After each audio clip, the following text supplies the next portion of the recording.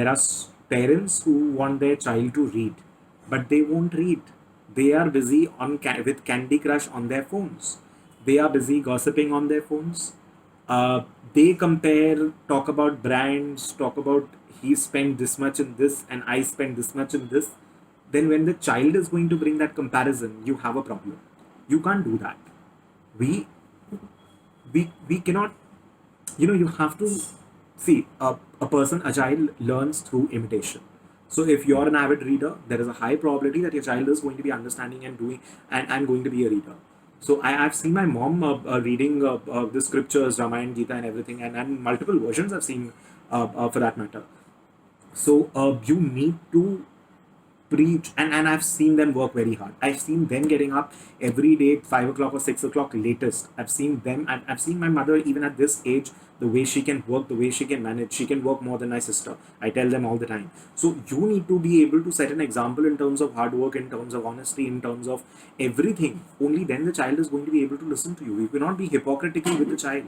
You cannot ask the child not to socialize or not to party, and you yourself are going partying all the time. You cannot do that. And even if you do, you need to explain to them. Maybe it's a part of your job. Maybe you have to explain that, at this particular age we've started doing that. So during this age we were doing these things. At the time when I was your age, I had to earn these things. I built my corpus, I built my social life, I built these things. Now I'm getting into these things. So you have to explain him, because he will compare with you. So you need to probably explain him better as to why he cannot compare with you.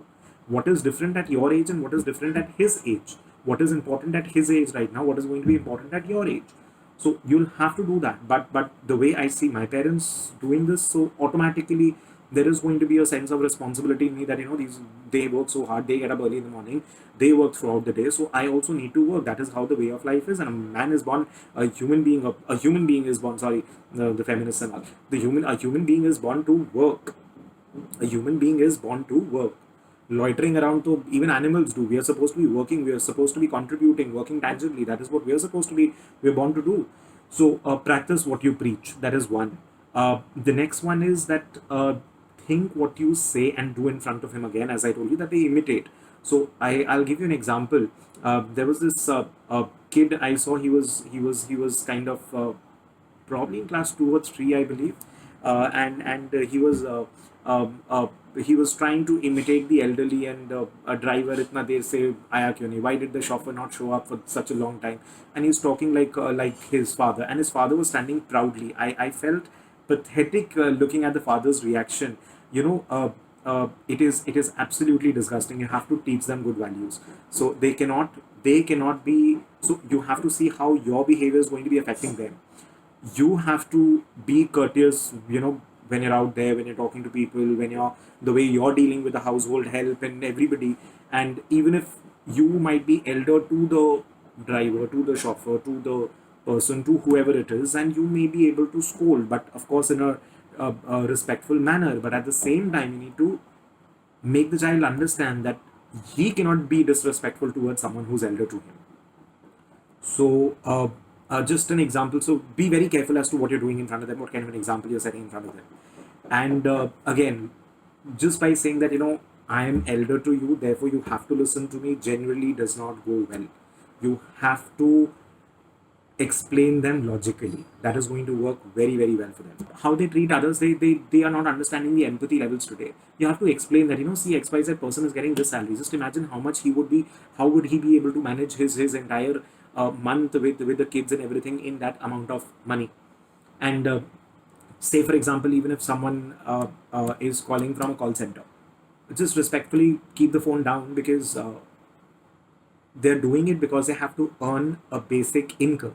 They're not doing it because they probably enjoy it. They might be enjoying it, but everybody has to work to earn their livelihood. So you have to make them treat others with respect. For me, for example, I have faced a few issues where a student has been disrespectful, and I'm very clear on that. Please take your refund and you can leave.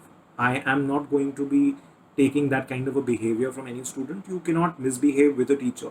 So you have to teach them how to be respectful. And so that is something you need to do. Focus on the values they're learning, not the outcome. And they have to learn to hear and know. they do not have the habit. So don't say that, I will not say a no to my child for anything, because that becomes a problem when they go to office. So when even when I was working, I've never said no to my boss for anything. And even if I had to cancel a movie or a plan or a be it a birthday, be it whatever, it doesn't matter. Ultimately, I'm in office. I cannot leave for any reason or whatsoever until unless it's a personal issue or something. And the priority is going to be work. So if someone says no to you in terms of office, in terms of for your work, and the priority, you have to understand, you have to teach them the priority of work education before anything else. So that has to be done. They have zero value for money today. That is a big problem. They have to understand the value for money. I have had kids very well off but having a very good value for money. There are kids who may not be very well off but still they splurge and they have absolutely zero understanding and value for money. Take them to office for a day or two, for a week or so, make them understand how difficult it is to earn money. I don't know how, but the value for money is a very big problem. They need everything instantly. Instant gratification is spoiling them.